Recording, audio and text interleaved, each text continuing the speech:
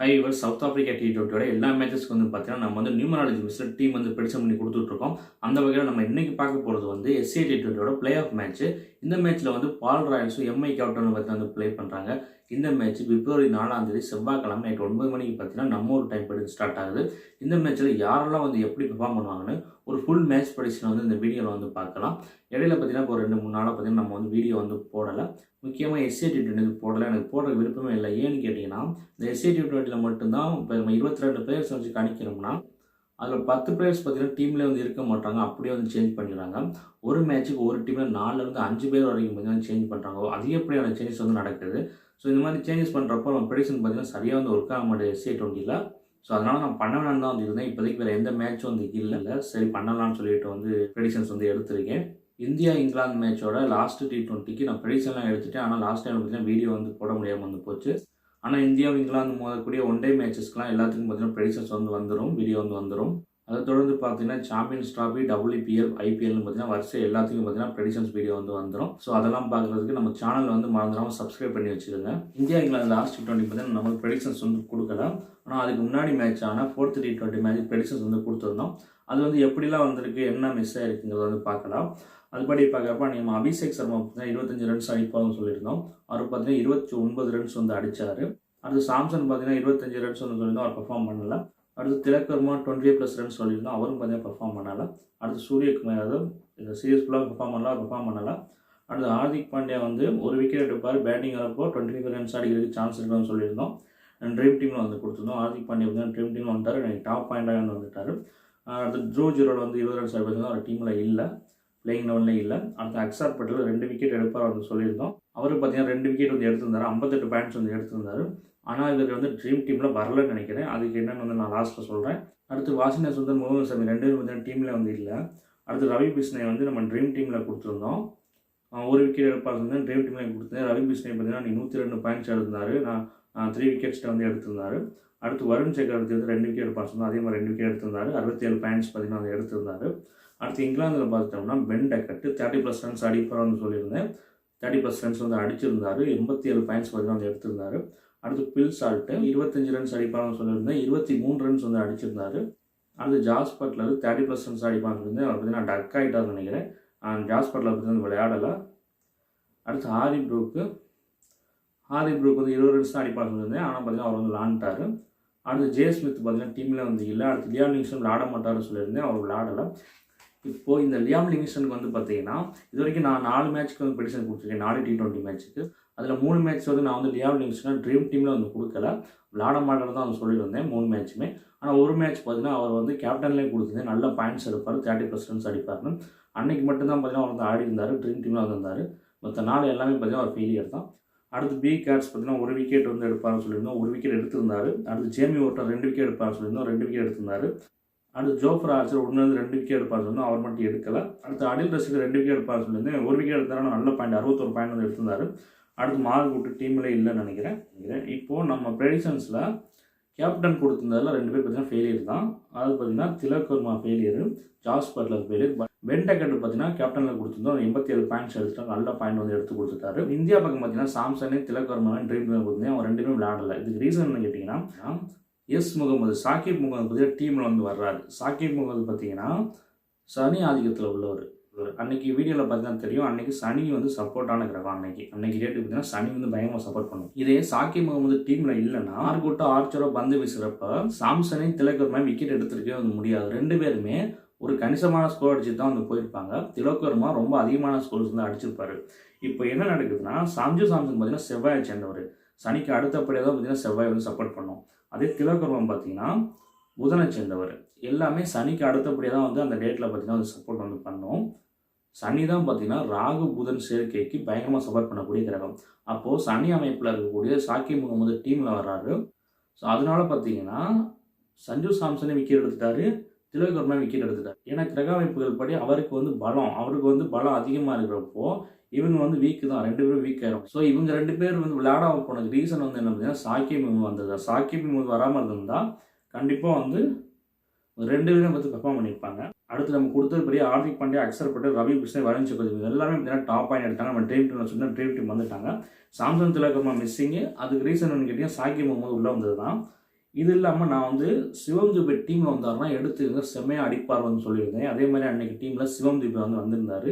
Performance பார்த்தீங்கன்னா பயங்கரமாக வந்து பண்ணிட்டு வந்து போயிட்டார். சரியான பாயிண்ட் ரேட் சிவம் துபே 109 பாயிண்ட் கிட்ட பார்த்தீங்கன்னா வந்து எடுத்திருந்தார். நான் வீடியோவில் வந்து சொல்லியிருந்தேன், சிவம் துபே டீமில் வந்தால் அர்ஷ்தீப் சிங் டீமில் வந்தால் 2 பேருமே வந்து எடுத்துக்க, 2 பேருமே நல்லா இருக்கும்னு சொல்லியிருந்தேன். அர்ஷ்தீப் சிங் பார்த்தீங்கன்னா 44 பாயிண்ட் எடுத்திருந்தார். சிவம் துபே பார்த்தீங்கன்னா 109 பாயிண்ட் வந்து எடுத்திருந்தார். ஸோ எத்தனை பேர் டீமில் எடுத்தீங்கன்னு தெரியல. எடுத்துருந்தீங்கன்னா கமெண்ட் வந்து பண்ணுங்கள். இப்போ இந்த சைடு ஜோஃப்ரா ஆர்ச்சர் விக்கெட் எடுக்காமல் போனது ரீசன் என்னன்னா ஷாகிப் முகமது தான். ஷாகிப் முகமது விக்கெட் எடுத்தனால தான் பார்த்தீங்கன்னா ஜோஃப்ரா ஆர்ச்சர் விக்கெட் விழுகலை. ஷாகிப் முகமது வரலன்னா ஜோஃப்ரா ஆர்ச்சர் தான் பார்த்தீங்கன்னா விக்கெட் வந்து எடுத்துருப்பாரு. ஸோ ஜோஃப்ரா ஆர்ச்சர் நம்ம சொன்னதில் விக்கெட் வந்து விழுகாமல் போயிடுச்சு. ஆனால் ஜேமி ஓட்டனா கூட அடில் ரசிதா கூட 2 பேருமே விக்கெட் எடுத்தாங்க. நல்லா பாயிண்ட்ஸ் வந்து வந்துட்டாங்க. டக்கட் பார்த்தீங்கன்னா நம்ம சொன்ன மாதிரி பெர்ஃபார்ம் பண்ணிட்டாரு. ஃபெயிலியர் வந்து கேட்டிங்கன்னா ஜாஸ் பட்லர், திலக் வர்மா, சஞ்சு சாம்சன் 3 பேர் தான் பார்த்தீங்கன்னா ஃபெயிலியர். அப்புறம் ஹாரி ப்ரூக் பார்த்தீங்கன்னா விளாட மாட்டா சொல்லி அவர் பார்த்தீங்கன்னா விளாண்டாரு. மித்தபடி நம்ம கொடுத்த பிளேயர்ஸ் எல்லாமே பார்த்தீங்கன்னா ட்ரீம் டீமில் கொடுத்தவங்க எல்லாருமே பார்த்தீங்கன்னா சரியான பாயிண்ட் வந்திருந்தாங்க. ஆனால் சில பேர் ட்ரீம் டீமில் வரல. அதுக்கு என்ன ரீசன் கேட்டீங்கன்னா நியூ பாயிண்ட் சிஸ்டம் வந்து கொண்டு வந்திருக்காங்க. ஸோ அந்த பாயிண்ட் சிஸ்டம்னால பார்த்தீங்கன்னா நல்ல பாயிண்ட் எடுத்து கூட நிறைய பேர் பார்த்தீங்கன்னா ட்ரீம் டீமில் வந்து வரல. எக்ஸாம்பிள் பார்த்தீங்கன்னா அக்சர் பட்டேலாம் பார்த்தீங்கன்னா 58 பாயிண்ட் எடுத்தார். Harshdeep Singh 44 point, Adil Rashid 61 point. இப்படி நல்ல பாயிண்ட்ஸ் எடுத்து பார்த்தீங்கன்னா நிறைய பேர் வந்து ட்ரீம் டீமில் வந்து வரல. இதே நம்ம வந்து அபிஷேக் சர்மா பார்த்தீங்கன்னா 25 ரன்ஸ் தான் அடிப்பான்னு சொல்லியிருந்தேன். 29 ரன்ஸ் தான் வந்து அடிச்சிருந்தாரு. பழைய பாயிண்ட் சிஸ்டம் படி பார்த்தீங்கன்னா இதெல்லாம் வந்து ட்ரீம் டீம் வரதுக்கான பாயிண்ட் வந்து கிடையாது. அவ்வளோ பாயிண்ட்ஸ் தான் வந்திருக்காது. ஆனால் அபிஷேக் சர்மா பார்த்தீங்கன்னா ட்ரீம் டீம் வந்துட்டாரு. நம்ம விக்கெட் எடுப்பாங்க சொன்னால் 2 விக்கெட் எடுத்தவங்க, 1 விக்கெட் எடுத்தவங்க கூட ட்ரீம் டீம் வரவங்க சொன்னாங்க ட்ரீம் டீம் வர முடியல. ரீசன் கேட்டிங்கன்னா நியூ பாயிண்ட் சிஸ்டம் வந்து பேட்டர்ஸுக்கு சாதகமாக வந்து இருக்குது. ஏன்னு கேட்டிங்கன்னா இப்போ ஒரு 4 அடித்தா 8 பாயிண்ட் வந்து கொடுக்குறாங்க. ஒரு 6 அடித்தா பார்த்தீங்கன்னா 12 பாயிண்ட் வந்து வருது. ஸோ ஒரு பிளேயர் வந்து பேட்டிங் இறங்கி ஒரு 3 4 ஒரு 6 அடிச்சாலும் அவங்க ட்ரீம் டீம் வந்துடுறாங்க. ஆனால் ஒரு பவுலர் பார்த்தீங்கன்னா கஷ்டப்பட்டு பவுலிங் போட்டு விக்கெட் எடுத்தால் அதே 25 பாயிண்ட் தான். பவுலருக்கு பார்த்தீங்கன்னா எந்த பாயிண்ட்டுமே வந்து ஏறல. டாட் பாலுக்கு மட்டும் பார்த்தீங்கன்னா பாயிண்ட் கொடுக்குறாங்க, வெறும் 1 பாயிண்ட்டு. ஸோ T20 டாட் பாலுங்க ரொம்ப ரேரான விஷயம். மிஞ்சி போனால் 7 to 8 டாட் பால் தான் போகிறதுக்கான சான்ஸ் வந்து இருக்குது. ஸோ அதில் எவ்வளோ பாயிண்ட்ஸ் வந்துட போகுது? ஒரு விக்கெட் எடுத்துகிட்டு 7 டாட் பால் போட்டாலுமே 35 பாயிண்ட் தான் வந்து வரும்.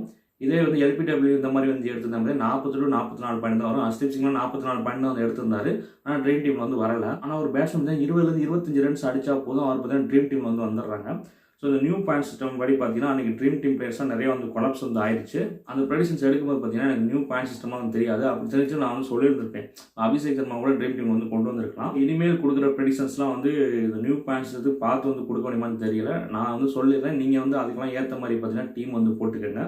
இனிமேல் நீங்கள் டீம் போட போகிறீங்கன்னா பேட்ஸ்மேனுக்கு தான் பார்த்தீங்கன்னா முக்கியத்துவம் கொடுக்குற மாதிரி இருக்கும். ஏன்னு கேட்டிங்கன்னா ஒரு பேட்ஸ்மேன் 50 அடித்தாலே பார்த்தீங்கன்னா ஒரு 130 பாயிண்ட்ஸுக்கு மேலே வந்து போயிடுறாரு. 147 பாயிண்ட்ஸ் கிட்ட வந்து போயிடுறாரு. 30+ அடித்தாருனாவே பார்த்தீங்கன்னா அவரோட பாயிண்ட் வந்து 70 80 பாயிண்ட்ஸுக்கு வந்து போயிடுது. போன மேட்ச் வந்து ஷாகிப் முகமது வராமல் இருந்தால் நம்ம திலக் வர்மா, சாம்சன்லாம் வந்து விளாண்டுருப்பாங்க. ஜாஸ் பட்லர் விஷயத்தில் மட்டும் பார்த்தீங்கன்னா அந்த ஃபெயிலியர் வந்து ஆயிடுச்சு. மற்றபடி நிறைய விஷயங்கள் நம்ம வந்து கரெக்டாக வந்து கொடுத்தோம். லிவிங்ஸ்டான் நிறைய பேர் எடுத்தாங்க, நம்ம வந்து கொடுக்கல. ஸோ லிவிங்ஸ்டான் வந்து விளையாடலை. அது மட்டும் இல்லாமல் நம்ம 2 விக்கெட் எடுக்கிறோம் சொல்லுவாங்க, 1 விக்கெட் எடுக்கிறோம் சொல்லுவாங்க. நம்ம கரெக்டாக 2 விக்கெட் 1 விக்கெட் வந்து எடுத்திருக்காங்க. ஸோ எத்தனை பேர் பார்த்து நல்லா போட்டு டீம் போட்டு அன்றைக்கி ஜெயிச்சிங்க வந்து தெரியல. 4th T20 மேட்சஸ் பார்த்தீங்கன்னா ப்ரெடிஷன் பார்த்தீங்கன்னா சூப்பராக வந்து வந்துருந்துச்சு. இனிமேல் இன்னும் நல்லா ப்ரெடிஷன்ஸ் கொடுக்குறது வந்து பார்க்குறேன். இப்போது நெக்ஸ்ட்டு இந்த மேட்சை வந்து பார்க்கலாம். பிப்ரவரி 4ஆம் தேதி வந்து பார்த்தோம்னா ராகுவும் சுக்கரனும் சேர்ந்த காம்பினேஷன். ராகுவும் சுக்கரன் சேர்ந்தால் யாருக்கெல்லாம் வந்து நல்லா இருக்கும் வந்து பார்த்தோம்னா சூரியனை சேர்ந்தவங்களுக்கு வந்து சூப்பராக வந்து இருக்கும். குருவை சேர்ந்தவங்களுக்கு பார்த்தீங்கன்னா ஆவரேஜாக மைனஸாக வந்து இருக்கும். அதுபடி நம்ம ப்ரெடிஷன்ஸ் வந்து பார்க்கல. ஃபஸ்ட்டு பால் ராயல்ஸில் வந்து பார்த்தோம்னா எல் பிரிட்டோரியஸ் பார்த்தீங்கன்னா ஒரு 25+ ரன்ஸ் அடிக்கிறது ஒரு சான்ஸ் வந்து இருக்குது. அடுத்து மிச்சல் வந்து பார்த்தீங்கன்னா 25 ரன்ஸ் வந்து அடிப்பார். அடுத்து ஆர் ஹெர்மன் பார்த்தீங்கன்னா நல்லா இருக்கும், அவருக்கு ஒரு 30+ ரன்ஸ் அடிக்கிறதுக்கு வந்து சான்ஸ் வந்து இருக்குது. அடுத்து எம் வான்பரன் பார்த்தீங்கன்னா 20 ரன்ஸ் தான் அடிக்கிறதுக்கு சான்ஸ் இருக்குது. அடுத்து டி மேரேஜ் வந்து பார்த்தீங்கன்னா 25 ரன்ஸ் வந்து அடிப்பார். அடுத்து டி பெல்லலாகே ஒரு 25+ ரன்ஸ் அடிக்கிறதுக்கு சான்ஸ் இருக்குது பேட்டிங் வரப்போ. பவுலிங் வரப்போ பார்த்தீங்கன்னா 2+ விக்கெட்ஸ் எடுக்கிறதுக்கு சான்ஸ் இருக்குது. அடுத்து ஆண்டிலோ பெல்லுக்குவே பார்த்தீங்கன்னா 1 விக்கெட் வந்து எடுப்பார். அடுத்து பியூ ஃபார்டின் பார்த்தீங்கன்னா 1-2 விக்கெட் வந்து எடுக்கிறதுக்கு வந்து வாய்ப்பு வந்து இருக்குது. அடுத்து முஜிப் ரஹ்மான் வந்து பார்த்தோன்னா 1 விக்கெட் வந்து எடுப்பார். அடுத்து மல்லிகா பார்த்தோன்னா 2 விக்கெட் எடுக்கிறதுக்கு சான்ஸ் இருக்குது. அடுத்து லுங்கிங்கிரி பார்த்தோன்னா 1 விக்கெட் தான் எடுக்க சான்ஸ் இருக்குது. இப்போது இந்த SA-T20 பார்த்தீங்கன்னா பிளேயிங் லெவன் வந்து கொலாப்ஸ் பண்ணிகிட்டே வந்து இருக்காங்க. எல்லா மேட்சும் பார்த்தீங்கன்னா 4 to 5 பிளேயர்ஸ் வந்து மாற்றிக்கிட்டே வந்து இருக்காங்க. ஸோ இந்த பிளேயிங் லெவன் எப்படி வரப்போகுதுன்னு தெரில. நான் அனுப்பி வந்ததுக்கப்புறம் வீடியோ கீழே வந்து பின் பண்ணிடுறேன். அப்படி யாராச்சும் மாறி இருந்தால் அவங்க நான் கணிக்க முடிச்சா கணிச்சிட்டு வந்து நான் வந்து பின் பண்ணிடுறேன். அதை பார்த்து வந்து நீங்கள் யூஸ் பண்ணிக்கோங்க. அடுத்து MICTயில் வந்து பார்த்தோம்னா ரசி வாண்டர்ஸ் வந்து ஒரு 25+ ரன்ஸ் அடிக்கிறதுக்கு சான்ஸ் இருக்குது. அடுத்து ஆர் ரிக்கல்ட் பார்த்தீங்கன்னா 25 ரன்ஸ் வந்து அடிப்பார். அடுத்து ரீசா என்ட்ரிக்ஸ் வந்து பார்த்தோம்னா 25+ ரன்ஸ் அடிக்கிறதுக்கு சான்ஸ் இருக்குது. அது காலிங்கிற வந்து 20-25 ரன்ஸ் வந்து அடிப்பார். அடுத்து டிவால் பிரேவிஸ் பார்த்தீங்கன்னா 25 ரன்ஸ் அடிக்கிறதுக்கு சான்ஸ் இருக்குது. அடுத்து ஜி போஸ் வந்து பார்த்தீங்கன்னா 2 விக்கெட் எடுக்கிறதுக்கு சான்ஸ் இருக்குது. அடுத்து டி புட்கேட்டர் பார்த்தீங்கன்னா 2 விக்கெட் எடுக்கிறதுக்கு சான்ஸ் இருக்குது. இவருக்கு சில நேரம் பவுலிங்கே கொடுக்க மாட்டாங்க. ஏன்னு தெரியல, ஒரு ஓவர் கொடுக்குறாங்க, ரொம்ப லேட்டாக வந்து கொடுக்குறாங்க. ஏன்னு தெரியல. அவர் பவுலிங் போகிற மாதிரி இருந்தால் அவரை எடுத்துக்கோங்க, இல்லைன்னா அவர் எடுக்காமல் விட்ருங்க. ஏன்னா சில மேட்ச் அவருக்கு பவுலிங்கே கொடுக்காம வச்சுருந்து நான் வந்து பார்த்தேன். நல்லா இருந்த நாளிலே பார்த்தீங்கன்னா கொடுக்க மாட்டாங்க. என்ன தான் ஒருத்தர் கிரகமைப்புகள் நல்லா இருந்தாலும் அவருக்கு பவுலிங் கொடுத்து தான் பார்த்தீங்கன்னா அவர் விக்கெட் எடுப்பார். ஸோ பவுலிங்கே கொடுக்காம எப்படி பாயிண்ட்ஸ் எடுப்பார். ஸோ அதெல்லாம் பார்த்து வந்து யூஸ் பண்ணிங்க. நான் என்ன தான் ஒருத்தர் நல்லா இருக்குது ஒரு விக்கெட் எடுப்பான்னு சொன்னாலும் நீங்கள் வந்து கிரிக்கெட் நாலேஜ் வச்சு அவர் வந்து எந்த இடத்துல பவுலிங் போடுவாரோ அவருக்கு 4 ஓவர் ஃபுல்லாக கொடுப்பாங்களா, இல்லை ஓவர் கொடுக்க மாட்டாங்களா. அதே மாதிரி பேட்ஸ்மேனாக இருந்தால் ரொம்ப லோ ஆர்டரில் வராங்களா, டாப் ஆர்டர் வராங்களா. ஸோ இதெல்லாம் பார்த்து வந்து நீங்கள் வந்து டீம் வந்து எடுத்துக்கோங்க. அடுத்து அசமண்டுல்லா முகமது ஷமி பார்த்தீங்கன்னா 1-2 விக்கெட் எடுக்க வாய்ப்பு இருக்குது. அடுத்து ரஷீத் கான் பார்த்தோம்னா அவர் 1-2 விக்கெட் எடுக்க வாய்ப்பு இருக்குது. அது ட்ரெண்ட் போல்ட் பார்த்தீங்கன்னா 2 விக்கெட் வந்து எடுப்பார். அடுத்து எம் போர்ட்ஸ் பார்த்தீங்கன்னா ஒரு விக்கெட் எடுக்க சான்ஸ் இருக்குது. இப்போ 2 டீமே சேர்த்து யாரெல்லாம் வந்து எப்படி வந்து பெர்ஃபார்ம் பண்ணணும் வந்து பார்த்தோம். நெக்ஸ்ட் யாரெல்லாம் ட்ரீம் டீம் வரதுக்கு சான்ஸ் இருக்குன்னு வந்து பார்க்கலாம். அதுபடி பார்க்கையில் L Pretorius, Mitchell Owen, R Hermann, D Wellalage, V Fortuin, E Malinga, Rassie van der Dussen, Reeza Hendricks, C Bosch, D Potgieter, Rashid Khan, Trent Boult, இவங்கெல்லாம் பார்த்தீங்கன்னா ட்ரீம் டீம் வரதுக்கு பாசிபிலிட்டி இருக்கக்கூடிய பிளேயர்ஸ். நெக்ஸ்ட் யாரை வந்து கேப்டன் அண்ட் வைஸ் கேப்டன் போடலாம்னு வந்து பார்க்கலாம். அதுபடி பார்க்கையில் ஆர் ஹெர்மேன், டி வெல்லலாகே, ரீசா ஹென்ரிக்ஸ், இவங்க 3 பேரையும் கேப்டன் வைஸ் கேப்டனாக மாற்றி போட்டு நான் சொன்னதெல்லாம் வச்சு ஒரு டீம் வந்து ஃபார்ம் பண்ணி வந்து போட்டிங்கன்னா ஒரு நல்ல ப்ரைஸ் வந்து வின் பண்ணலாம் நீங்கள்.